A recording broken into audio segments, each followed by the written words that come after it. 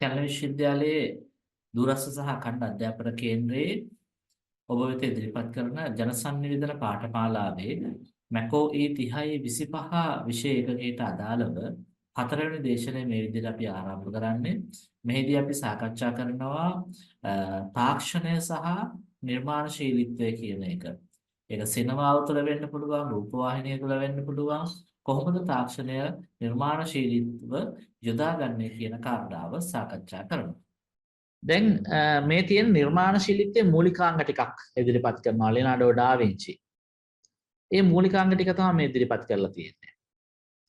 නිර්මාණශීලීත්වයක් ඇති වෙද්දී නිර්මාණශීලීත්වයක් ඇති වෙන්නට බලපාන දේවල් ටිකක් තියෙනවා. මෙන්න මේ ටික. ඒ තමයි යම් කුතුහලයක්. අපි දකින දේවල් පිළිබඳව හැමතිස්සෙම කුතුහලයෙන් අපි බලනවා. කුතුහලයෙන් බලපුවාම ඒ කියන්නේ කුතුහලයෙන් බලන්න හිතෙන්නේ අපි නිරන්තරයෙන් දකින දේවල් නෙමෙයි. දුර්ලභ දේවල් පිළිබඳව බලන්න හිතෙන්නේ. ඒ කුතුහලය නිසාම අපි හිතන්නට පෙළඹෙනවා යම් දේවල්. අපි හඳ දිහා බලන් ඉද්දි හඳේ පේනවා ආවාට ටිකක්. ඒ ආවාට ටික දැක්කහම අපිට ඒකේ ඔන්න හඳේ හාවෙක් ඉන්නවා වගේ පේනවා. අන්න කෙනෙක් කිව්වා හඳේ හාවෙක් ඉන්නවා කියලා. එහෙනම් හඳේ ඉන්න හාව පදනම් කරගෙන නිර්මාණ බිහි වෙනවා. කුතුහලය කියන එක පදනම් කරගෙන නිර්මාණය බිහි වෙනවා. ඒ වගේම සුවිදර්ශය ඩෙමොන්ස්ට්‍රේෂන් නිරූපණය අපි දකින දේවල් වල තියෙන අපිට පේන දේවල් ටිකක් තියෙනවා. නිරූපණය වෙන දේවල් ටිකක් තියෙනවා. අන්න ඒක පදනම් වෙනවා නිර්මාණයක් බිහි වෙද්දී. අපි ඇස් වලට දකින දේවල්. උදාහරණයක් වශයෙන් අපි දකිනවා අලියෙකුයි නැත්නම් ඇතෙක් වෙන්න පුළුවන් ඇතයි ඇතින්නී පැටියෙකුයි ඉන්නවා. මේ තුන්දෙනා හරිම ආදරෙන් ඉන්නවා කියලා අපි හිතනවා. එහෙම හිතන්නත් පුළුවන්. එතකොට මේ දරුවට මේ අම්මයි තාත්තයි නැතුව බැරිද? අපිට පේන දේවල් එක්ක අපි යම් දේවල් නිගමනය කරනවා. ඒ නිගමනය කරලා අපි ඒකට කතාවක් හදනවා. ඒකට පද පේල් ටිකක් එකතු කරනවා. දැන් මේ එක උදාහරණයක් මම ගන්නම් මෙතන. සයිමන් නවගත්තේගමයන් සංසාරන්නේ අසබඩ නවකතාවේ ඉදිරිපත් කරන එක කොටසක්. මේ පන්සලේ ඉන්න හාමුදුරුවෝ භාවනා කරමින් ඉන්නවා. භාවනා කරමින් ඉන්න අතරතුර එයා දකිනවා ඉස්සරහ ගහකින් රතු පාට වෙච්ච රන්වන් පැහැවේගෙන එන කොළයක් බිමට වැටෙනවා. මේ බිමට වැටෙන කොළයත් එක්ක මේ හාමුදුරුවෝ කතා කරනවා. ඒ කතා කරලා ඉදිරිපත් කරන ටික. සරත් සමයේ සුන්දර උදෑසනක උයනෙහි සක්මන් කරමින් සිටින කල්හි මම හෘදයක් හා සමාන වූ රක්ත වර්ණ වූ සිහින් පත්‍රයක් කෙරෙහි සාවධානව සිටින්නට වන්නෙමි. එම සිහින් පත්‍රය වෘක්ෂ ශාඛාව හා අතිශයින් සිඟිති හුලකින් බැඳී තිබූ හේයින් එය පතිත වන්නට ආසන්නව තිබුණි. මම මෙම සිහින් පත්‍රය හා බොහෝ වේලාවක් සංවාදයෙහි යෙදෙන්නෙමි. විචාරන්නට තිබූ ප්‍රශ්න සම්භාරයක්ම විය. වෘක්ෂය මාතාවක් ලෙසද පත්‍ර පුත්‍රධාරකාදීන් වශයෙන්ද අපි දකිමු. වඩාලත් ගැඹුරුසේ නිරීක්ෂණය කරනු ලබන කල්හි පත්‍රයද වෘක්ෂයේ මාතාවක් සේම අපි දකින්නට ගන්නෙමු. දැන් මේ වැටෙන්න හදන කොළෙත් එක්ක එයා කතා කරනවා. සිහින් හුලකින් වැටෙන්න කොළෙත් එක්ක කතා කරන්නට ගන්නවා. ඒ ගද්දී ඔහු මුලින්ම දැක්කේ මේ සංවාදයේදී යෙදෙද්දී ඔහුට විචාරන්නට දේවල් ගොඩක් තිබ්බා. මේ වෘක්ෂය තමයි මාතාව වෙන්නේ. පත්‍ර තමයි පුත්‍රධාරකාදීන් වෙන්නේ. කියන්නේ පත්‍ර තමයි දරුවෝ වෙන්නේ විදිහට කියලා තමයි ඔහු මුලින් හිතන්නේ. නමුත් ඒක ගැඹුරුසේ නිරීක්ෂණය කරද්දී යාට පේනවා මේ පත්‍ර තමයි මව් තනතුරට එන්නේ. වෘක්ෂය තමයි පුත්‍රයා වෙන්නේ. කොහොමද එහෙම වෙන්නේ? වෘක්ෂයේ මූලයන් හරහා ඇදී එන්නා වූ ජීවසාරය ජලයෙන් සහ අනේක විද ඛනිජ ධාතුන්ගෙන් සමන්විතව ඇත්තේය. ඒවා වෘක්ෂයේ පෝෂණය සඳහා ප්‍රමාණවත් නොවන්නේය. එම නිසා වාතයේද සූර්යාගේද සහායෙන් මෙම අමු මූල ද්‍රව්‍යයන් පරිපූර්ණ ජීවසාරයක් බවට පරිවර්තනය කිරීමේ වගකීම බාර ගන්නා පත්‍රයන් කරා ඒ ඕජස විකාශනය කෙරේ. එම යුෂයන් වෘක්ෂය පෝෂණය කිරීමේ ශක්තියෙන් යුක්ත වන්නේය. පත්‍රය වෘක්ෂයේද මාතෘන් වන්නේ එම හේතු පත්‍රයෙන්ම. මේක තව ටිකක් තියෙනවා. ඒක මම ඒ ටික කියන්නේ. දැන් ඔයාලට දැන් එතනදී කතා කරන්නේ මේ ගහ මාතාවක් විදිහට හිටියා, පත්‍ර ටික පුත්‍රධාරකාදීන් විදිහට හිටියා. නමුත් ගැඹුරු විදිහට මේක ගැන නිරීක්ෂණය කරද්දී මේ පත්‍ර ටික තමයි මාතෘත්වයට පත් වෙන්නේ. ඒ කොහොමද? මේ පොළවේ රස පොළවේ තියෙන රස ඕජස වෘක්ෂයේ පෝෂණයට අවශ්‍යයි. නමුත් ඒවා සාර සම්පූර්ණ විදිහට ගහට ලැබෙන්නේ නැති වෙද්දී අර පත්‍ර ටික බිමට වැටිලා ඒ පත්‍ර ටික දි รา පත් වෙනවා. දි รา පත් වෙලා මේ බිම පොළොව පෝෂණය කරනවා. පොළොවේ පෝෂණය කරපුවාම ඒ ඕජස හරහා ගහ නැවත පුනර්ජීවනය වෙනවා. එතකොට අර දි รา පත් වෙච්ච කොළ ටික හරහා තමයි ගහ පෝෂණය වුනේ. එහෙනම් පත්‍ර තමයි මාතෘන් වෙන්නේ, ගහ තමයි පුත්‍රයා වෙන්නේ කියන තැනට ඔහු එනවා. දැන් මෙතනදී අපිට තව එකක් පේනවා. මෙන්න මෙතන පේනවා වලට කලා විද්‍යා තුල්‍යතාව. balance of art and science.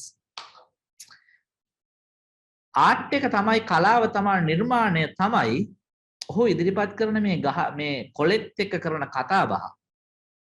ඒක විද්‍යානුකූල ස්වභාවයක් ඔහු ගන්නවා. ඒක කොහොමද මේ කොලයක් බිමට වැටුණාට පස්සේ ඒකේ සිදුවන ක්‍රියාවලිය විද්‍යානුකූල ස්වභාවය ඔහු තමන්ගේ නිර්මාණය ඇතුළට ගන්නවා සයිමන් නවගත්තේ. දැන් මේක විද්‍යානුකූල නැද්ද? විද්‍යාව සහ කලාව කියන්නේ අද අධ්‍යයන කටයුත්තක් විදිහට ගත්තොත් දෙපැත්තක තිබ්බට විද්‍යාවයි කලාවයි එකම තැන තියෙන්නේ. ලෙනාඩෝ ඩාවින්චි කියන්නේ කවුද? චිත්‍ර ශිල්පියෙක්ද? ගණිතඥයෙක්ද? විද්‍යාඥයෙක්ද? ඔහු චිත්‍ර ශිල්පියෙක් එක පැත්තකින්. හැබැයි ඔහු තමයි ඉස්සල්ලාම හෙලිකොප්ටරයට අවශ්‍ය කරන ඒ හැඩය ඇඳලා දෙන්නේ. මිනිසුන්ගේ ශරීරවල තියෙන පවතින තත්වයන් පිළිබඳව පරිමිතිය මේ සියලු දේවල් පිළිබඳව ඔහු විද්‍යානුකූලව හොයා බලනවා. ඇඟේ හැඩතල කොහොමද හැදෙන්නේ කියන එක. එතකොට ඔහු කලාවක් එක පැත්තෙන් නිර්මාණය කරනවා විද්‍යානුකූලව මේ දේවල් දිහා බලලා. කලාවයි විද්‍යාවයි කියන දෙපැත්තක තිබ්බට ඒක එකම කාරණාවක්. අපේ රටවල් තාම ඒ තත්ත්වයට ගිහිල්ලා නැහැ. අපේ අධ්‍යාපනය තාම මම හිතන සාර්ථක නැහැ ඒ தත්ත්වය තේරුම් ගන්න. දැන් අපේ කෙම් ක්‍රම කියන එක වල දන්නවා. තංගවල තිබ්බ කෙම් ක්‍රම. එතකොට මේ කෙම් ක්‍රම කියන එක මොකද්ද? විද්‍යානුකූල දෙයක්ද? නැත්නම් කලාකරුවන්ගේ තියෙන කාරණාවක්ද? මේ දෙකම එකට තියෙනවා. අපේ ශාන්ති කර්ම තියෙනවා. ශාන්ති කර්ම තුල විද්‍යාව සහ කලාව දෙකම එකට පාවිච්චි කරලා තියෙනවා. මනෝ ව්‍යාධීන් සුවපත් කරන්න ශාන්ති කර්ම පාවිච්චි කරලා තියෙනවා. විද්‍යාවයි කලාවයි දෙකම ඒ තුල තියෙනවා. මනෝ විද්‍යාවක් ඒ තුල තියෙනවා. උදාහරණයක් විදිහට අපි ගත්තොත් ලංකාවේ තියෙනවා කළු කුමාර කියන සංකල්පය. කාන්තාවන්ට ඇති වෙන අසනීපයක්, ලෙඩක්. කළු කුමාර දෝෂය කියන එක. මෙහෙම තමයි අපේ සංස්කෘතියක හඳුන්වලා දීලා තියෙන්නේ. නමුත් ලංකාවේ කාන්තාවන් ගත්තහම කළු කුමාර කියන සංකල්පය තියෙන්නේ මේ සිංහල මිනිස්සු අතර විතරයි. දමිළ පිරිස අතර සමහරට තියෙනවා. හැබැයි වෙන බර්ගර්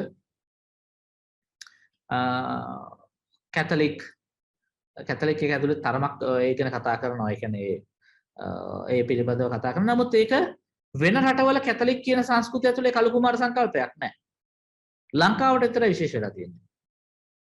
ඇයි ඒ? අපේ සංස්කෘතිය හදලා දුන්න එක්තරා දෙයක් තමයි සමහර අවස්ථාවලදී කාන්තාව මේ දැරියන්න තනි කරන අවස්ථාවක් තියෙනවා. දැරියන්න තනි කරන අවස්ථාවන් අපි දකින්නේ කොයි වගේද? මල්වර වියේදී, මල්වරන අවස්ථාවේදී. නැත්තම් බිග් ගර්ල් කෙනෙක් වෙන අවස්ථාවේදී මේ තමන්ගේ සහෝදරයෝ එක්ක වැඩිහිටි පිරිමි පාර්ශවයේ මේ ඇත් එක්ක කෙලි දෙරෙන් හිටපු පුංචි කෙල්ලක් දින කීපයක් වෙන් කරලා තියෙනවා එහෙම පිරිමින්ගේ ඇසට නොගැසෙන විදිහට පිරිමියෙක් ඇසට නොගැසෙන විදිහට. එතකොට ඇයට යම් තනිකමක් ඇති වෙනවා.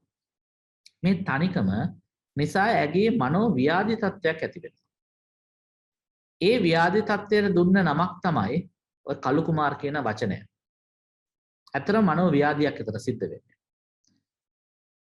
ඒ ව්‍යාධියේ ස්වභාවයන් ටිකක් පෙන්නනවා. මොකද දැන් අපි ළඟ මේ පිරිසක් ඉඳලා අපි තනි වුණොත් එහෙම අපිට ඇඟට අපිට යම්කිසි බියක් ඇති වෙන්න පුළුවන්. ශරීරයට යම් අපහසුතාවක් නැති වෙන්න පුළුවන්. ඒක ඊට පස්සේ මනෝ ව්‍යාධි තත්යකටපත් වෙනවා. දැන් අපි පෙම්මතෙක් ඉඳලා පෙම්මතා එකපාර දාලා ගිහපුවම පෙම්මතීට ව්‍යාධි තත්යක් ඇති වෙන්නේ. අන්න ඒ ආකාරයේ දෙයක්. තනිකමක් ඇති වෙනවා. ඒ තනිකම ඇති වුණාට පස්සේ එකපාරටම ඉන්න ගමන් ඔන්න එයා ළඟ ඉන්නවා වගේ තේරෙනවා. නමුත් ළඟ නැහැ. එකපාරට ගැස්මක් එනවා. ඇඟ ගැහෙනවා. ඒ හදිස්සියේ ඇගේ ගැස්මක් ඇති වෙන නිින්දෙන් බය වෙලා හැරෙනවා. ඊට පස්සේ කණ්ඩ පිරියක් එන්නේ නැහැ. ඔය වගේ විවිධ තත්ත්වයන් හැමතිස්සෙම ඇඟ රත් වෙන ඇඟ විශේෂයෙන් ඇඟ වේගයෙන් රත් වෙනවා. මෙන්න මේ වගේ ස්වභාවයන් ඇති වෙනවා. ඒ ස්වභාවයන් ඇති වුණාට පස්සේ ඇඟ කෙට්ටු වෙන්න ගන්නවා. කරන දේවල් කරනවා කියන දේවල් මතක හිටින්නේ නැහැ.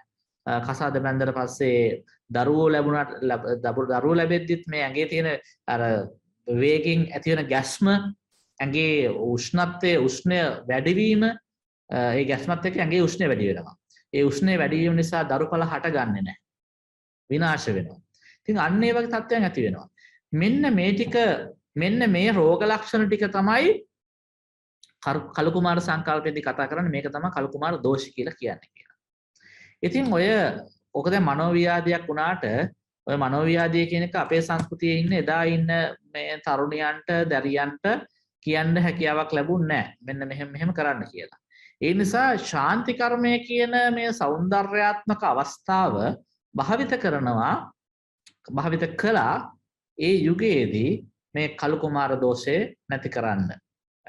විශේෂයෙන් රිද්දියාගයවලදී රහටයකුම කියන රිද්දියාගයේදී එවැනි අවස්ථාවල පාවිච්චි කරා. ශූන්‍යයන් ශාන්ති කර්මයේදී සමහර තැන්වල පාවිච්චි කරනවා දකින්න පුළුවන්. කලු කුමාර කියන කලු කුමාරයා එනවා. ඔහු කලුවට ඇඳගෙන බඩක් දික් කරගෙන දැන් එනවා. කලු කුමාරයා එද්දී ඊට කලින් කියනවා කවි කියනවා. දැන් ආතුර කාන්තාව එක තැනක ඉන්නවා. එයා එද්දී වටේ බය කරගෙන එන්නේ. මම තමයි කලු කුමාරයා. මම සොහොන් පොලෙත් ඉන්නවා. ඊට පස්සේ තුම්මන් හන්දියෙත් තුම්මන්සලෙත් ඉන්නවා. ඊළඟට මේ පාලු නාන තොටුපළ ගාවත් නැත්නම් නාන ලිඳ ගාවත් ඉන්නවා. මේ තැන්වල ඉඳලා මම මිනිස්සුන්ව බය කරන කාන්තාව බය කරනවා කියාගෙන දැන් ඒ කවි වලිනුත් එයාගේ කාරණේ කියවෙනවා. මේක කියාගෙන ඇවිල්ලා නටලා කරලා කට්ටිය බය කරගෙන දැන් කලු කුමාරයා ඉන්නවා. ඊට පස්සේ යක්දෙස්සා කතා කරනවා මෙයත් එක්ක. ඔබ කොහෙද යන්නේ මොකද්ද කරේ මේ දරුවිට මොකද්ද කරේ කියනවා. ඊට පස්සේ කලු කුමාරයා කියනවා මම මෙයාට නම් මෙයා මගේ කෙනෙක් මට ඕන විදිහටයි මෙයා ඉන්න ඕනේ. මම මෙයාව සොහොන් පොලෙත් බය කරා නාන වෙලාවෙත් බය කරා ගොම්මන් වෙලාවෙත් බය කරා මේ බය කරපු විවිධ තැන්වල රැ නිදාගත්ත බව නිදා ගන්න දුන්නේ නැහැ. මේ කියා ගරසර්ප ෆිල්ම් එකෙත් ඔය කාරණේ කතා කරනවා. එතකොට ඒ විවිධ අවස්ථාවන් මතු කරලා දෙනවා.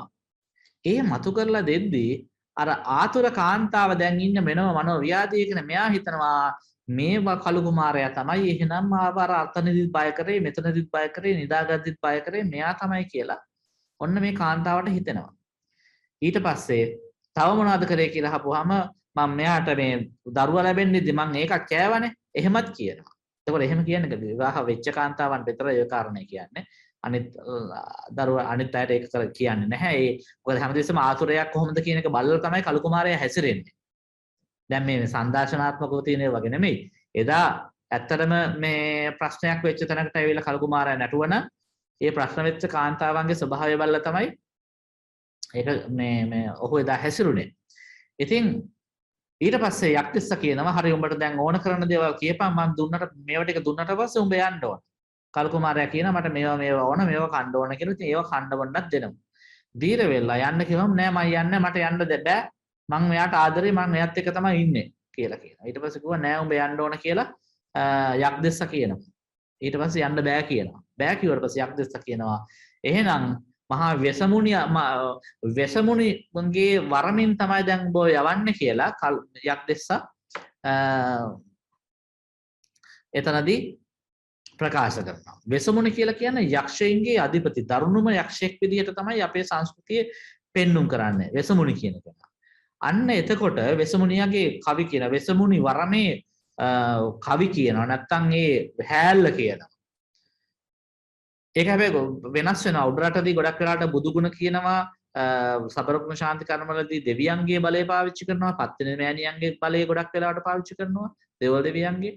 ඊට පස්සේ පහත රටේදී යක්ෂයන්ගේ බලය පාවිච්චි කරනවා. වෙසමුණි යක්ෂයාගේ. මහා වෙසමුණි රජුගේ යන්නේ පළපළ තෝස්වාහක් කියලා තමයි එලවන්නේ. එතකොට එහෙම නැත්නම් කියනවා බුදුන්ගේ ගුණ පාවිච්චි කරනවා නම් ආටනාටයේ කන්දමොර පරිත්තන් ජින පංජරණ යවන්න යන අනුභවයෙන් යක්ෂ විසසන යක්ෂ යක්ෂණයන් යන්දුන් නිමිත්තන් අවමංගලානි ඵල බුදුන්නානි ඵල දහම්මනින් ඵල සංගුණනි ඵල මේ දරවිට වෙන කල යකෙක් යක්ෂණයක් නැත්නම් මාද තිබෙන ධර්ම චක්‍රාදෙන් දවයිම කියලා ඒ කියන අලගු පෙරළුම් පාවිච්චි කරලා තමයි එතනදී යක්දෙස්ස කතා කරන්නේ. ඒ කතා කරද්දී අර ආතුරයට මේ කාන්තාවට හිතනවා එහෙනම් මහා වෙසමුණියක් ඉන්නේ මං එක්ක. එහෙනම් වෙසමුණිය මාත් එක්ක එද්දී මේ වගේ මේ කළු කුමාර මේ යක්ෂයෙකුට මොකටද බය වෙනවද? වෙසමුණිය ඊට වඩා බලගතුයි. කියන මනෝ මේ මනස යම්කිසි ශක්තිමත් තත්වයකට මේ කාන්තාවගේ පත් වෙනවා. අන්න එතනදී කාන්තාවගේ මනස ශක්තිමත් වෙනවා. ඒ ශක්තිමත් වුණාට පස්සේ ඇයට යම් විදිහකට නූලක් දාන්න නැත්නම් යන්ත්‍රයක් දාන්න ඒ වගේ දෙයක් කරා අය ආරක්ෂා කරන. එතකොට එයාගේ මනසට දැනෙනවා දැන් මං ආරක්ෂිතයි කියන தත්ත්වය. අන්න ඒ විදිහට තමයි එදා යම් නිර්මාණශීලී විදිහකට මේ මනෝව්‍යාධිය සූපත් කරේ. දැන් මේක විද්‍යානුකූල නැද්ද? දැන් මනෝවිද්‍යාවේදී කරන්නේ මේක මෝහණයට ලක් කරලා ඒ ව්‍යාධි තත්ත්වය ඉවත් කරනවා. අර මෝහණයට ලක් කරලා එයා බිය වෙච්ච තැනක් තියෙනවා නම් එයාගේ මනසට ගැටලුවක් වෙච්ච තැනක් තියෙනවා නම්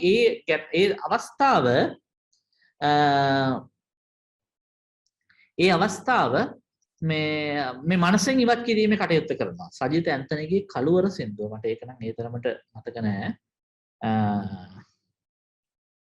එතකොට එදා ඒ පාවිච්චි කරේ ඒකත් එක්තරා නිර්මාණශීලී උපක්‍රමයක් එදා පාවිච්චි කරේ. නමුත් ඒක එක පැත්තකින් විද්‍යානුකූලයි. එතකොට කලා විද්‍යා තුල්ලතාව කියන එකත් අපිට දකින්නට ලැබෙනවා මේ නිර්මාණශීලීත්වය කියන කාරණය තුල. ඒ වගේ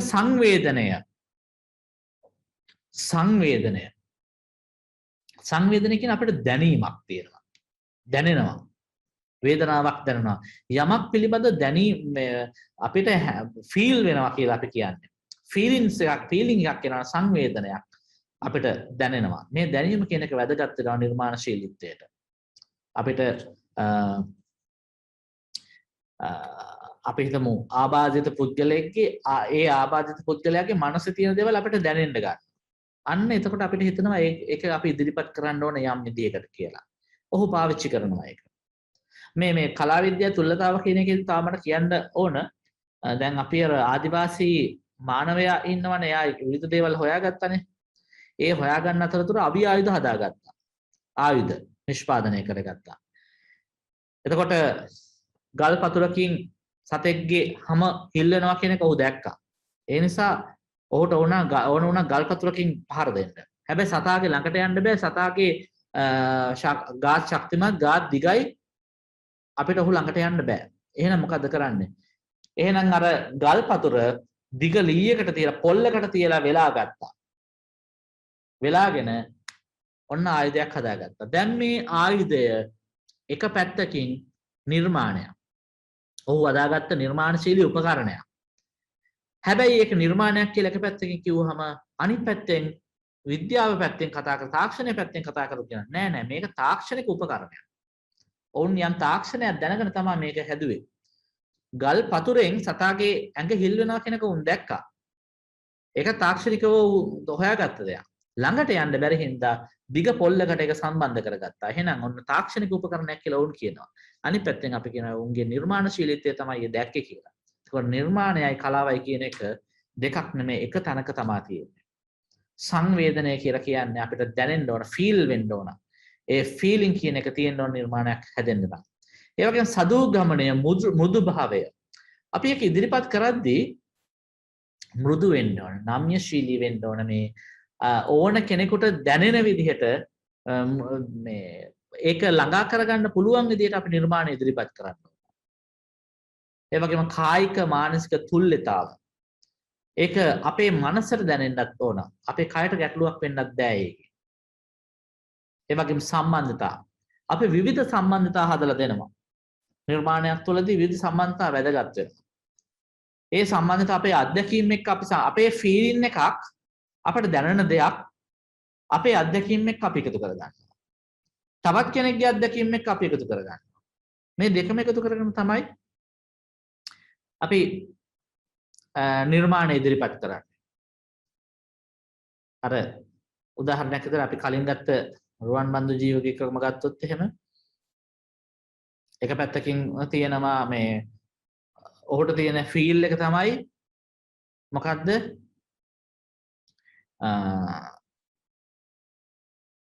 මේ සේවකයෙකුගේ తত্ত্বය. ඔහු එකට සම්බන්ධ කරගන්නවා ඉතිහාසයක තැනක්. ඒ තමයි සැලලිහිණි සංදේශය. ඔන්න සම්බන්ධ කරලා හදනවා එක තැනකට අරගෙන කතාවක්. අද තියෙන ෆීල් එක, ඒ ෆීල් එක හැමදාම තිබ්බ එක. ඒකට එදා කතාවක් හෝ යොදාගෙන තියෙනවා. එතකොට උපමා රූපක, උපමා සහ උපමේයයන් පාවිච්චි කරනවා. උපමාව කියලා කියන්නේ, උපමේය කියලා කියන්නේ මේ මොහොතේදී මට තියෙන தত্ত্বය. උපමාව තමයි ඒකට යම් තැනකින් තෝරගන්න මම ප්‍රස්තුත මේ වෙච්ච කතාන්දරයක් නැත්නම් විඤ්ඤාසය, කතා විඤ්ඤාසයක්, කතාවක් මොකක් හරි දෙයක්. හොඳයි අපි මෙතෙක් කළා සාකච්ඡා කරා නිර්මාණය පිළිබඳව සහ නිර්මාණශීලීත්වය පිළිබඳව ප්‍රායෝගික උදාහරණත් එක්ක අපි සාකච්ඡා කරා. යම් විදිහකට ඔබට ප්‍රශ්නයක් ගැටලුවක් මතුවොත් පිළිතුරක් සපයා ගැනීම සඳහා අපි මේ සාකච්ඡා කරපු දේශනේ තියෙන කොටස් භාවිත කරන්න පුළුවන්. ඒ වගේම අපිට තියෙන තව කාරණාවක් තමයි සිනමාව සමග මේ තාක්ෂණය එකතු වෙද්දී කොයි විදිහටද තාක්ෂණික වශයෙන් ඒ දේවල් නිර්මාණාත්මකව භාවිත වෙන්නේ කියන කාරණය. විශේෂයෙන්ම අද වෙද්දී ඔබ දන්නවා තාක්ෂණය කියන එක පැත්තෙන් කැමරාව තාක්ෂණයක් එක්ක ක්‍රියාත්මක වෙනවා ඩිජිටල් තාක්ෂණයක් එක්ක. ඒ වගේම සංස්කරණය කියන එක ඩිජිටල් තාක්ෂණයක් එක්ක ක්‍රියාත්මක වෙනවා. එහි තියෙන ඒ තාක්ෂණයත් සමග බද්ධ වෙද්දී එහි තියෙන නිර්මාණාත්මක කාරණා අපි මීට පෙර දේශනාවකදී සාකච්ඡා කරා.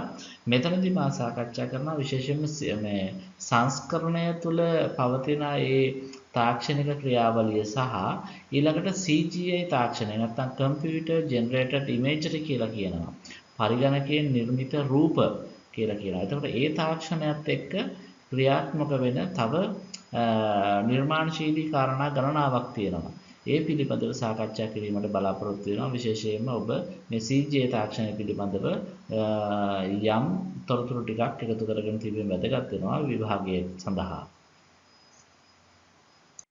හොඳයි අපි මෙතෙක් කළා මේ සිනමාව සහ තාක්ෂණය කියන කාරණාව ගැන සාකච්ඡා කරගෙන ආවේ සංස්කරණය පිළිබඳව යම් විදිහකට අපි කතා කරලා තියෙනවා. ඊළඟට අපි සාකච්ඡා කරනවා වර්තමානයේදී සිනමාව රූපවාහිනිය සහ වෙනත් යම් අවස්ථාවකදී වීඩියෝ ගේම් නිර්මාණකරණයන් තුළ භාවිත වෙනවා CGI තාක්ෂණය කියන එක. CGI කියන්නේ කම්පියුටර් ජෙනරේටඩ් ඉමේජරි කියන එක. එහෙම නැත්නම් පරිගණකයෙන් සකසන ලද රූප එතකොට ඒ රූප පාවිච්චි කරලා පරිගණකයෙන් සකස් කරපු රූප පාවිච්චි කරලා යම් නිර්මාණ කරණයන් අද වෙද්දී අපිට සිනමාව තුළ රූපවාහිනිය තුළ සහ වෙනත් වීඩියෝ මාධ්‍යයන් තුළ නව මාධ්‍යයන් තුළ සමාජ මාධ්‍යයන් තුළ ගේම් නිර්මාණය කිරීමේ තැන්වලදී අපිට හමු වෙනවා ඒ පිළිබඳව අපි සාකච්ඡා කරමු මොනවද මේ CGI තාක්ෂණය කියන්නේ කියලා. තාක්ෂණික ප්‍රවණතා නිර්මාණශීලී මාධ්‍ය භාවිතයන් සඳහා මනා පිටුවහලකි. සිනමා හා රූපවාහිනී මාධ්‍යයන්ට විශේෂිතව. දැන් සිනමා හා රූපවාහිනී මාධ්‍යයන් තුළ භාවිත කරන තාක්ෂණික ක්‍රියාවලීන් පිළිබඳව අපි සාකච්ඡා කරා. එතකොට ඒ සාකච්ඡාවේ මතුවුණා විවිධ කරුණු යටතේ අපිට මේකට කරුණු හොයාගන්න පුළුවන් කියන එක. ඒ තමයි රූපවාහිනිය සහ සිනමාව කියන්නේ අතිශයින්ම මුල් කාලේ නම් විද්‍යුත් තාක්ෂණය අද වෙද ඩිජිටල් තාක්ෂණයත් තුළ පාවිච්චි වෙනවා. ඒතකොට මේ තාක්ෂණයන් එක්ක කොහොමද ඒකේ නිර්මාණශීලීත්වය ක්‍රියාත්මක වෙලා තියෙන්නේ? රූප රාමුව තුලදී කොහොමද නිර්මාණශීලීත්වයන් පාවිච්චි කරලා තියෙන්නේ? අපි කිව්වා සිනමාවේ මුල්ම අවස්ථාවේදී පාවිච්චි කරපු විවිධ නිර්මාණශීලී මේ තාක්ෂණික ප්‍රයෝග පිළිබඳව. ජෝෂ් මේලිස් පාවිච්චි කරපු ස්ටොප් ඇක්ෂන් කියන ක්‍රමවේදය අපි නරඹලම බැලුවා කොහොමද රූගත කරමින් සිට අතරමඟ නවත්තා නැවත රූගත කරනවා. ට්‍රිප් ටු ද මූන් චිත්‍රපටය අපි ඒක දැක්කා. ඒ වගේම ජෝර්ජ් මේලිස් එයාගේ එඩ්වින් ස්පෝටර් පාවිච්චි කරපු ක්‍රමවේද සංස්කරණය හෝ පාවිච්චි කරා. සංස්කරණයක් තාක්ෂණික ප්‍රයෝගයක් විදිහට අපි ගන්නවා. ඒ වගේම මොන්ටාජ් කියන සමෝධන කියන නීතිය පාවිච්චි කරනවා රීතිය සර්ජ් අයිසන්ස්ටයින් The Battleship Potemkin කියන චිත්‍රපටයේ සමෝධානයේ රූපරාමු විවිධ තැන් වලින් ගත්ත රූපරාමු ඉදිරිපත් කරලා වෙනම concept එකක් මවනවා. වෙනම අදහසක් මවනවා. සමෝධානයේදී කතා කරේ ඒක. එතකොට එවැනි තත්ත්වයන් පිළිබඳව අපි සාකච්ඡා කරා. ඊළඟට අපි ගත්ත සංස්කරණය තුලදී කොහොමද අපි කතා කරා රූප රාමු කොහොමද පාවිච්චි කරේ රූප කෝණ කොහොමද පාවිච්චි කරේ ඒ පිළිබඳවත් යම් අදහසක් ඔබ ලබා දී යුතුයි මම වඩා හොඳින් පැහැදිලි කරලා තියෙනවා රූප රාමු කෝණ කොහොමද පාවිච්චි කරන්න කියලා ඒ වගේම සංස්කරණය මොකටද පාවිච්චි කරන්නේ සංස්කරණය පාවිච්චි කරන තාක්ෂණික ක්‍රමෝපායන් එහි පාවිච්චි කරන යම් කලාත්මක ක්‍රියාවලීන් පිළිබඳව අපි සාකච්ඡා කරා මේ තාක්ෂණික ක්‍රමෝපායන් පිළිබඳව අපි සාකච්ඡා කරලා තියෙනවා මේ කට් එක කොහොමද පාවිච්චි කරන්නේ වියකුම ෆේඩ් එක මික්සින් කියන එක මුසු කිරීම ප්‍රයෝග මේවා පාවිච්චි කරන අවස්ථාවන් පිළිබඳව අපි සාකච්ඡා කරා. ඒ වගේම මේ මූලික සංස්කරණ රටාවන් පිළිබඳව අපි කතා කරා. මේ ගැන ආයෙ නැවත කතා කිරීමේ තේරුමක් නැහැ කියලා මම හිතන්නේ. මොකද අපි ඔබට මේ මොහොතේදී මඟ පෙන්වීමක් පමණයි කරන්නට ඕනේ. ප්‍රශ්නෙට මෙන්න මේ කරුණු ඇතුළත් විය යුතුයි කියන එක මේ ක්‍රියාකාරී සංස්කරණය අවධානය යම් දිශාවකට යොමු කරන සංස්කරණය රූප කැලපුම් සංස්කරණය සංසිද්ධි ගොඩනැංවීම සංස්කරණය මේ සංස්කරණ රීතීන් තියෙනවා කියන මේ හැම එකක්ම ලියවෙන්න ඕන කියන කතාවක් නැහැ. නමුත් ඔබ අඳුනගන්න තියෙන්න ඕන මේ විවිධ සංස්කරණ රටාවන් තියෙනවා. මේ රටාවන් අපිට භාවිත කරන්න පුළුවන්. මේ රටාවන් කීපයකට උදාහරණත් එක්ක ඉදිරිපත් කරන්න පුළුවන් නම් වටිනවා ප්‍රශ්න ඇතුළේදී. ඒ වගේම මේ CGI තාක්ෂණය ඒක VFX කියලා කියන visual effects කොහොමද පාවිච්චි කරලා තියෙන්නේ CGI කියලා කියන්නේ මේ පරිගණකයෙන් සකසන ලද රූප කොහොමද පාවිච්චි කරලා තියෙන්නේ මේකේ විවිධ තාක්ෂණික ක්‍රමෝපාය පිළිබඳව අපි සාකච්ඡා කරා. ඒ තාක්ෂණික ක්‍රමෝපායන් ඔබට ඉදිරිපත් කරන්න පුළුවන් කොයි තැන්වලද ඒවා පාවිච්චි වෙන්නේ කියන එක. මෙන්න මේ ටෙක්නොලොජි මේ තාක්ෂණික ක්‍රමෝපායන් පිළිබඳව කතා කරා.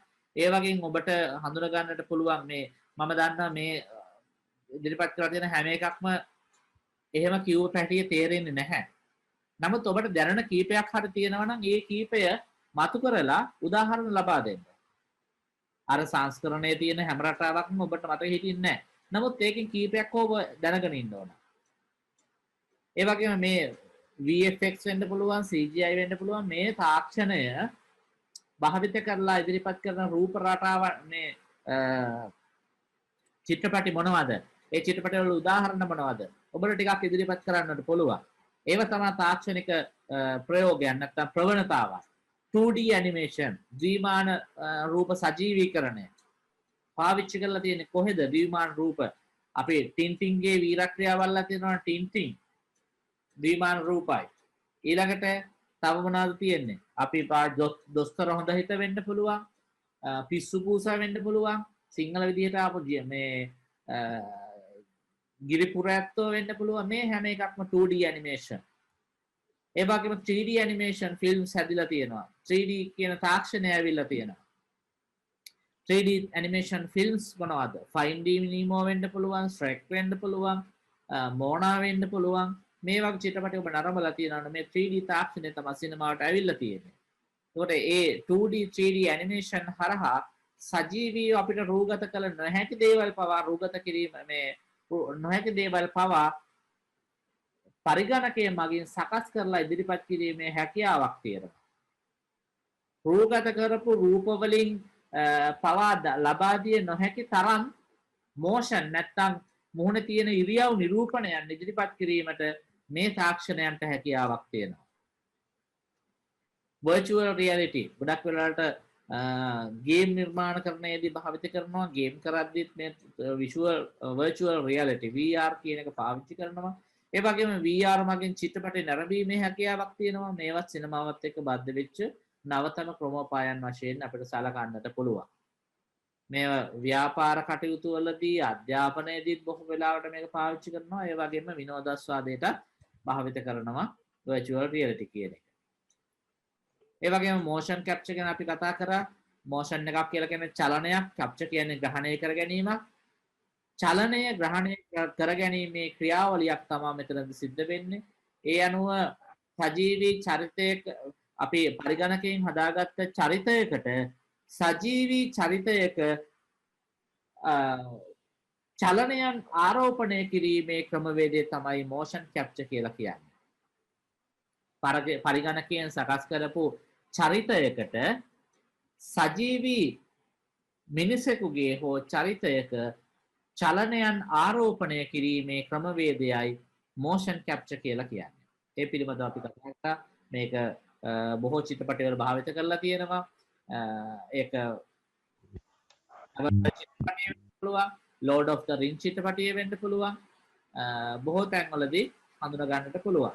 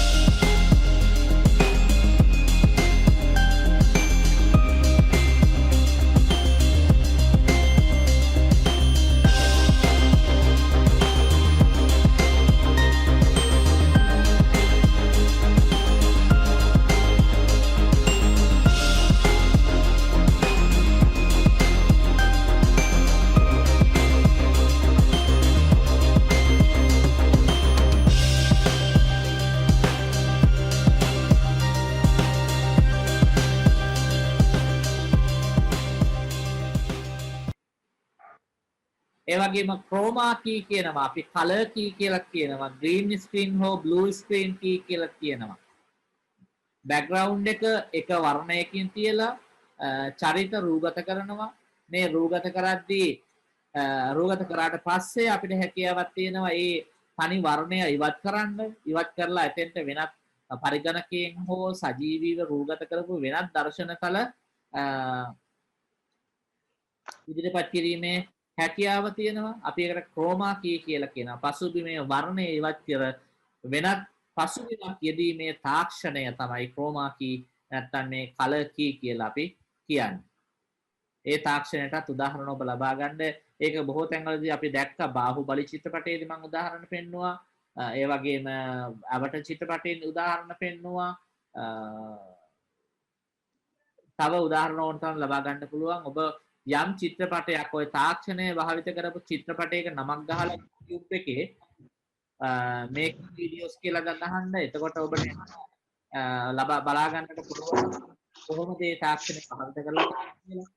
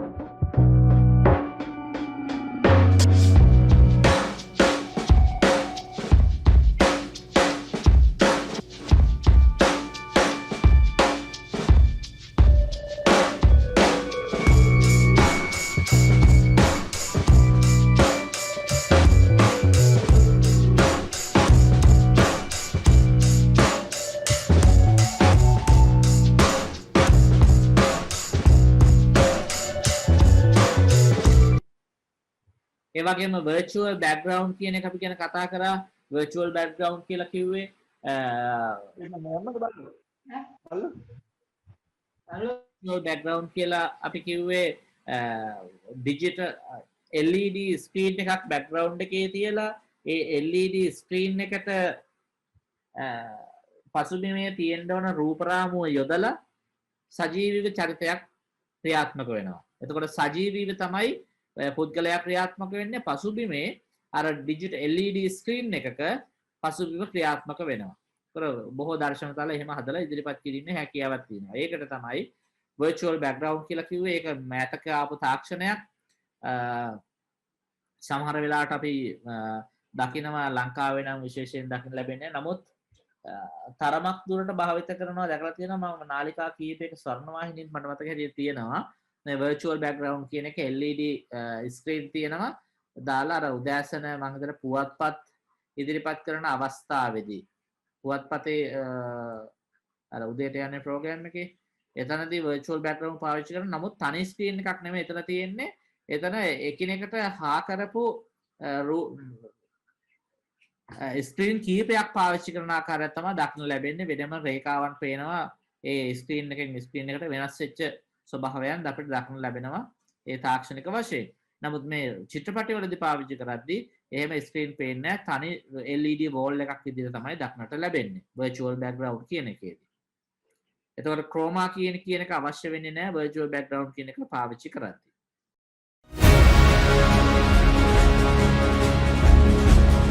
Green is the color of visual effects. For a long time now, green screen has been and is the main tool for creating some spectacular shots and placing actors in some fantastic scenes. But recently, with technology advancements, something new started to be used, replacing green and blue screens: virtual sets. And I'd like to tell you a bit more about this technology and how it was used in the production of The Mandalorian.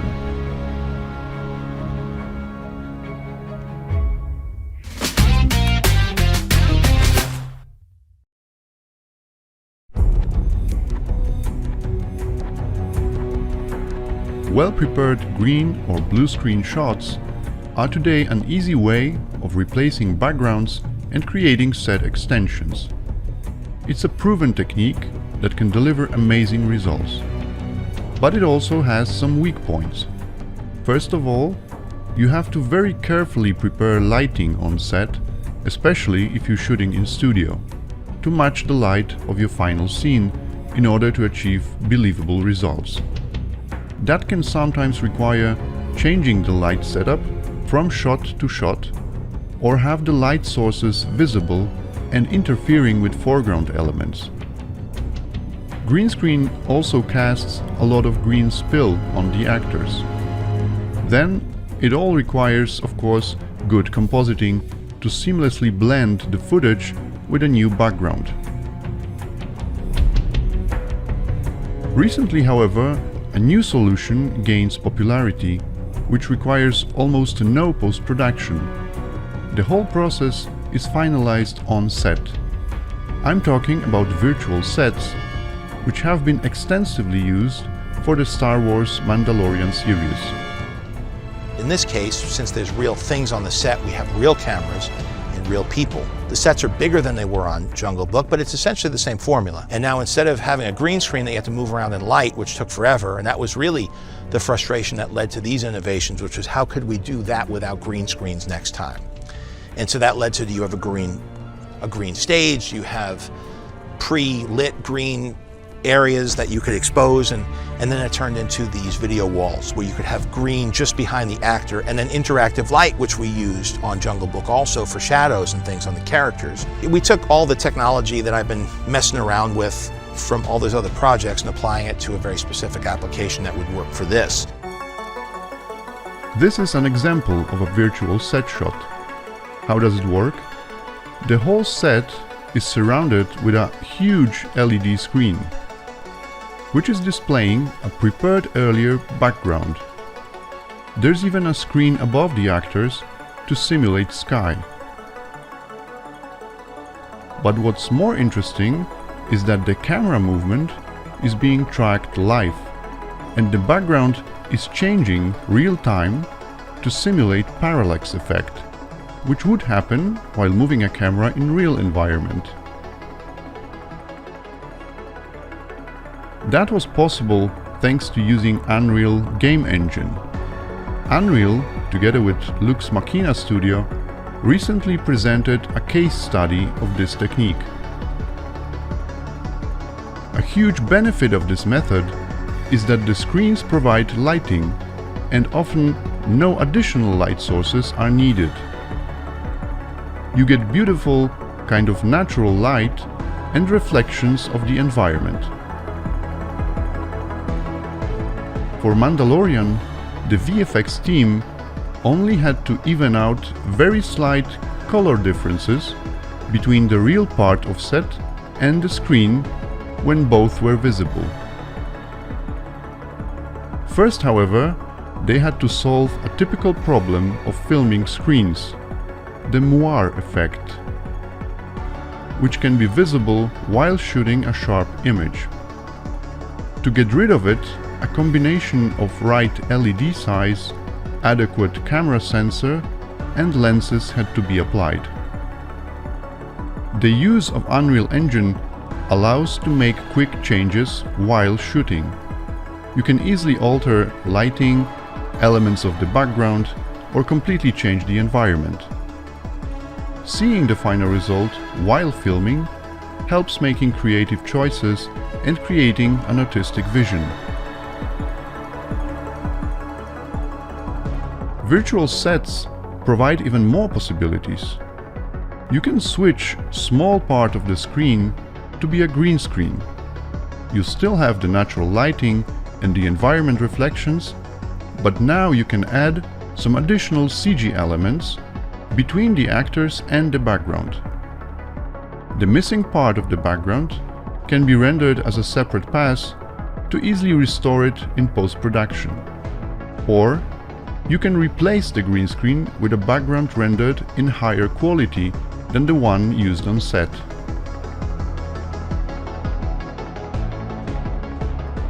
One can see virtual sets as a modern version of rear projections, a practical effect used in filmmaking almost since the beginning of cinema. However, here, with all the new technology behind it, the results are just stunning, entering the next level of realism. The new technique, together with Jon Favreau's drive for innovation, once again puts Star Wars franchise in the forefront of VFX development, while still staying true to its practical effects tradition. It's one of those things that keep VFX and filmmaking an exciting experience. Layers කියන්නේ විවිධ තල භාවිත කරලා යම් දර්ශන තලයක් සකස් කරනවා. පසුබිම ඉතාමත් විශාල පසුබිම් තියෙන තැන්වලදී අර ග්‍රීන් ස්ක්‍රීන් කී කරලා නැත්නම් ක්‍රෝමා කී කරලා පසුබිම සකස් කරනවා. ඊට පස්සේ පසුබිම ඉවත් කරලා එතෙන්ට විවිධ ලේයර්ස් තියලා රූප මැවීමේ තාක්ෂණය භාවිත කරනවා. අපි උදාහරණ වශයෙන් දැක්කා බාහුබලි චිත්‍රපටය ඇතුළත එහෙම ලේයර්ස් ගණනාවක් පාවිච්චි කරලා රූප රාමු මවන හැටි. මේ තරුණයා සහ තරුණිය අර දියැල්ල ළඟ ක්‍රියාත්මක වෙන තැන, එතන රංගනය කරන තැන, ඒ තැන්වලදී අපි දැක්කා ලේයර්ස් 10කට 15කට වැඩි ප්‍රමාණයක් පාවිච්චි කරලා තියෙනවා. ඒ වගේම ටයිටැනික් චිත්‍රපටය නිර්මාණය කරද්දී ඔබ ටයිටැනික් මේකින් වීඩියෝස් වලට ගිහින් බලන්න. ඒ තැන්වල තියෙනවා ලේයර්ස් ගණනාවක් පසුබිම් යටියේ එක ලේයර් එක, මේ සාගරයේ එක ලේයර් එක, නැව තව ලේයර් එක, මිනිස්සු ඉන්නේ තවත් ලේයර්ස් වල, පසුබිම තවත් ලේයර් එක, මේ වාගේ එක එක තල මත තල එකිනෙක මුහු කරලා රූප මැවීමේ තාක්ෂණයන් දක්නට ලැබෙනවා. ඒ වගේම 3D මොඩලින් කියන්නේ ත්‍රිමානව සකස් කරපු රූප බොහෝ චිත්‍රපට තුළ දක්නට ලැබෙනවා. ස්ටුවර්ට් ලිටල් වෙන්න පුළුවන්. සජීවී චරිතත් එක්ක මිශ්‍ර වෙච්ච 3D ත්‍රිමාන රූප තමයි දක්නට ලැබෙන්නේ. එතකොට අපි ජේම්ස් කැමරන්ගේ අවට චිත්‍රපටියෙත් ඒක ඒ ආකාරයෙන්ම දක්නට ලැබෙනවා. විෂුවල් ඉෆෙක්ට්ස් කියලා කියන්නේ VFX කියලා අපි කියනවා. ඒක දෙක කොටසක් විතරයි. පිපිරවීම, මායාවැනි මෘදුකාංග පාවිච්චි කරගෙන පිපිරවීම වගේ දර්ශන, ගිනි ගැනීම, ඒ වගේම ජල ගැල්මවල්, අර රූගත කරද්දී අපහසු තැන්, රූගත කිරීමට අපහසු තැන් සජීවී විදිහට, එහෙම නැත්නම් විශාල වියදමක් යන තැන්, ඒ සියලු දේවල් පරිගණකය මගින් සකස් කර දෙන ආකාරයක් තමයි මේ visual effects කියලා කියන්නේ. දැන් the day after tomorrow වගේ චිත්‍රපටයක් බලපුවාම මේකේ visual effects බොහෝ ප්‍රමාණයක් තියෙනවා. අර ජල ගැලීම් ඒ වගේ තැන් ඉදිරිපත් කරන අවස්ථාවක්.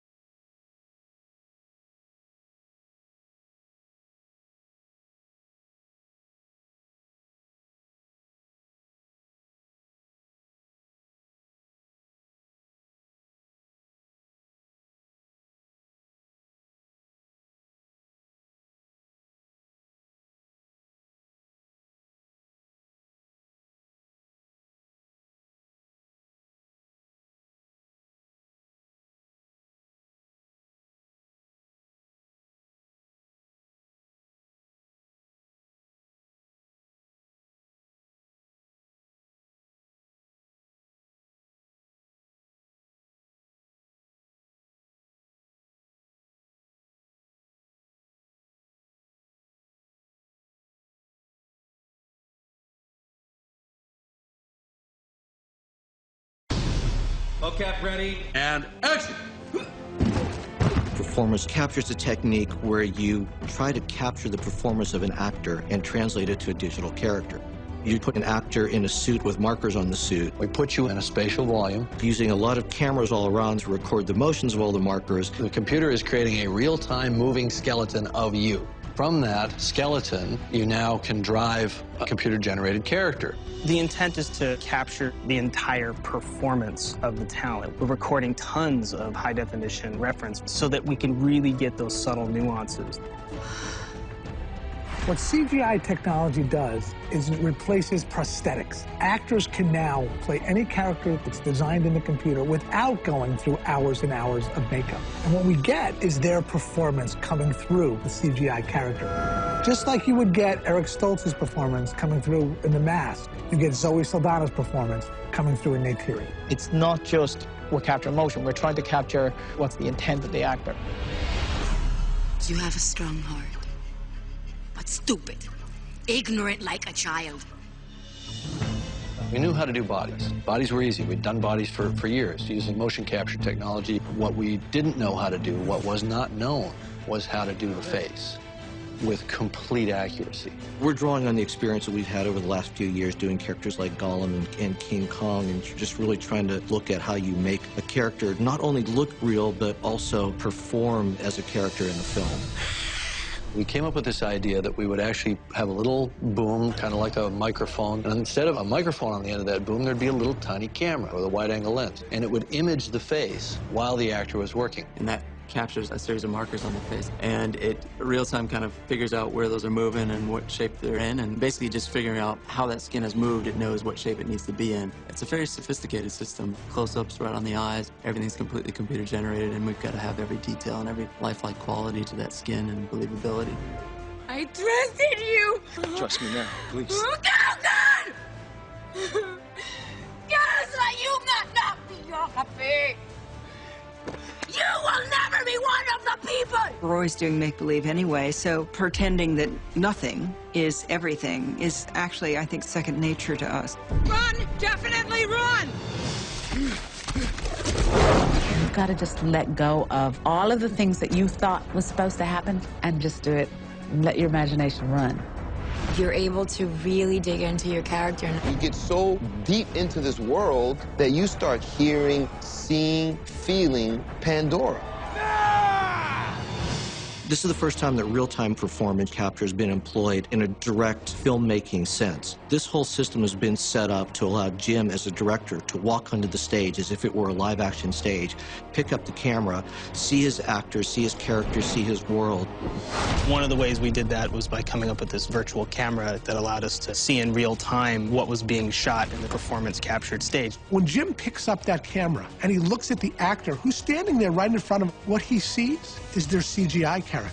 And when he moves the camera around the stage, what he sees is the world that that character is supposed to be standing in. The virtual camera doesn't have a lens in the traditional sense. It's all created virtually in the computer. We're using our performance capture system to track this position as though it were a camera view into that world. I'm working with those captured performances to shoot all the cameras for all the scenes. And the camera could do anything. It could be a crane, it could be a Steadicam, it could be all just purely handheld. As a result, you're getting great camera work that doesn't feel computer-generated. It feels very alive and lifelike. It's basically as close to live action as one could get in a CG-invented world. The goal was make a great movie. If you see it in 2D or you see it in 3D, that doesn't change. But if you so choose, you can see it in 3D, and you can have a more immersive experience. Oh my God. The thing that's hardest to understand about all this is we actually created two completely separate camera systems that had completely different jobs. Playback, action. One was our virtual camera system to capture actors in a virtual environment, and the other one was to shoot live-action actors and sets in 3D. The challenge for Avatar was develop a camera that could shoot 2D and 3D at the same time. No longer are you moving around 300-pound cameras when you have to shoot 3D. Jim can take a 3D camera system, throw it up on a Steadicam, hand hold it, get it into small areas, and shoot this movie with the same flexibility that he would shoot any 2D movie. But the result is one that is more engaging for the audience. Once we're done shooting a scene, you can just walk 15 feet away, get yourself into a pod, put on some glasses, and watch your scene in 3D. Once you see the 3D, it blows you away. That's it. You're lost in the world. There's no screen anymore, and you're on Pandora. We've actually made the experience real to the person, almost as if they've been there. You're not gonna believe where I am. ඒ වගේම virtual sets ගොඩක් වෙලාවට ප්‍රවෘත්ති වලදී වාගේ පාවිච්චි කරනවා virtual sets කියන එක ලංකාවෙත් පාවිච්චි කරනවා විශේෂයෙන් දෙරණ නාලිකාව virtual sets පාවිච්චි කරනවා මේකත් chroma key එකක රූගත කරලා ඊළඟට මේ set එක හදපු පරිගණකයෙන් සකස් කරපු set එකකට දැස්වීමක් තමයි සිදු කරන්නේ ස්ටුඩියෝ වලදී බොහෝ වෙලාවට පාවිච්චි කරනවා මේකට වෙනම මෘදුකාංගත් ඇවිල්ලා තියෙනවා ඒ වගේම ටෙක්ස්චර් මැපින් කියලා කියන්නේ අපි රැප් කියලාත් කියනවා ටෙක්ස්චර් කියලා කියන්නේ මතු පිටේ ස්වභාවික ආකාරයෙන් නිර්මාණය කිරීමේ කටයුතු තමයි ටෙක්ස්චර් මැපින් කියලා කියන්නේ චරිතයක් නිර්මාණය කරලා චරිතයට මැටීරියල් වටේ මැප් කරනවා කියන්නේ රැපින් කරනවා කියලා කියන්නේ හමක් නම් තියෙන්නේ හැම ඒ ස්වභාවික විදියට සකස් කර ගැනීමේ ක්‍රියාවලිය මේ සඳහා විවිධ මෘදුකාංග පාවිච්චි කරනවා දක්නට ලැබෙනවා ඉසෙට් බ්‍රෂ් වගේ මෘදුකාංග තියෙනවා ඒ වගේ මායා 3D Max ඒ මෘදුකාංග වලුත් යම් තාක් දුරකට මේවා කිරීමේ හැකියාවක් තියෙනවා පෝස වැනි මෘදුකාංග මගින් එහෙම චරිත නිර්මාණය කරලා එහෙම maps නැත්නම් ටෙක්ස්චර් මැපින් කිරීමේ හැකියාවක් තියෙනවා මෙවැනි කටයුතු පිළිබඳව අපි සාකච්ඡා කරා නැවත මතක් කිරීමේ කටයුත්තක් පමණයි මෙතනදී සිද්ධ වෙන්නේ. ඒකට මේ කරුණුත් එක්ක තව ක්ලවුඩ් සිමියුලේෂන් කියලා කියන්නේ පිටපත් කර හෝ විශාල පිරිසක් පෙන්වීමට පාවිච්චි කරන තාක්ෂණය. යම් කුඩා කොටසක් රූගත කරලා නැවත එය පිටපත් කරලා ක්ලවුඩ් එකක් හදනවා. නැත්නම් විශාල පිරිසක් හැදීමේ ක්‍රියාවලිය තාක්ෂණයක් පරිගණකය මගින් සකස් කරගන්න හැකියාවක් තියෙනවා. එතකොට මෙන්න මේ කියන කරුණ ඔබට යොදා ගන්නට පුළුවන් අපි සාකච්ඡා කරපු මේ සිනමාවේදී සහ රූපවාහිනියේදී තාක්ෂණය සමග කොහොමද මේ නිර්මාණශීලීත්වයන් සකස් වෙලා තියෙන්නේ කියන කාරණේ ඉදිරිපත් කරන්නට.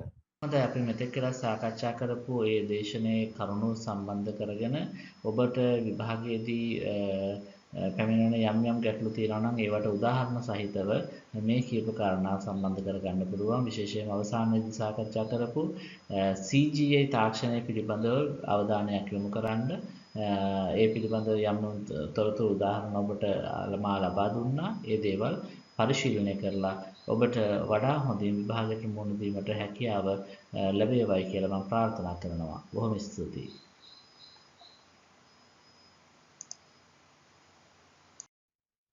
හොඳයි මෙතෙක් කියලා අපි සාකච්ඡා කරා තාක්ෂණය සහ නිර්මාණකරණය කියන එක CGI තාක්ෂණය කොහොමද නිර්මාණාත්මක සංනිවේදනයේදී නිර්මාණශීලීව යොදාගන්නේ කියන කාරණාව ඔබට යම් ගැටලු ප්‍රශ්න විභාගයේදී මත වුණොත් අපි මේ සාකච්ඡා කරපු දේශන හතරේ තියෙන කොටස් ඔබට භාවිත කරලා ඔබගේ දැනුම වර්ධනය කරගෙන ඒ විභාගයට වඩාත් හොඳින් සාර්ථකව මුහුණ දීමට හැකියාව ලැබේවයි කියලා මම ප්‍රාර්ථනා කරනවා. බොහොම ස්තුතියි.